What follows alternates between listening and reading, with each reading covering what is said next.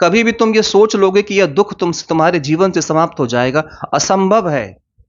कभी भी किसी व्यक्ति के जीवन में ऐसा हो ही नहीं सकता कि उसके जीवन में दुख ना हो।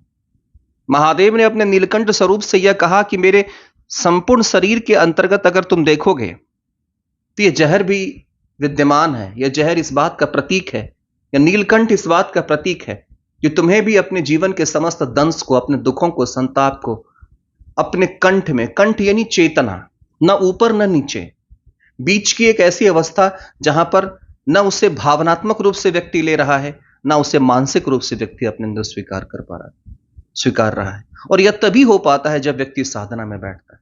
और शिव उस जहर को, उस हलाहल को पीने में सक्षम क्यों हो पाए? महादेव उस हलाहल को ही क्यों पिए? अन्य देवता क्यों नहीं पी पाए? क्योंकि जब भी आप शिव को देखते हैं, शिव साधनारत हैं, शिव सजग हैं, सब शिव सचेत हैं।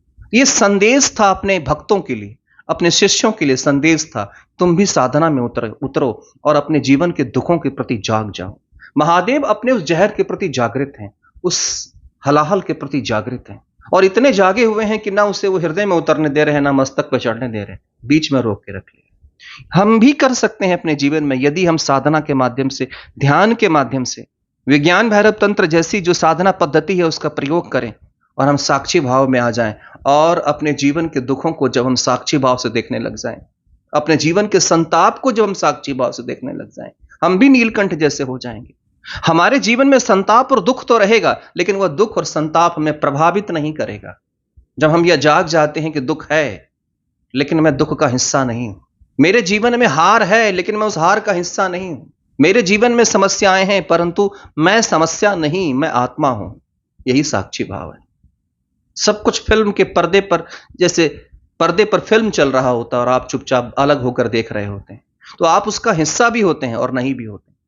वैसे ही व्यक्ति जब साधना में होता है और अपने जीवन के दुखों को, अपने संताप को वह साक्षी भाव से देखने लग जाता है। साक्षी भाव यानी तुम हो परंतु मैं तुम्हारे साथ शामिल नहीं। तो यह कैसे संभव हो पाएगा? अब मेरा दुख मेरे भीतर है लेकिन मैं अपने दुख के साथ नहीं हूं, यह कैसे संभव हो पाएगा? यह तभी संभव हो पाएगा जब व्यक्ति साधना में उतरेगा और वह यह जानेगा कि वो शिव है।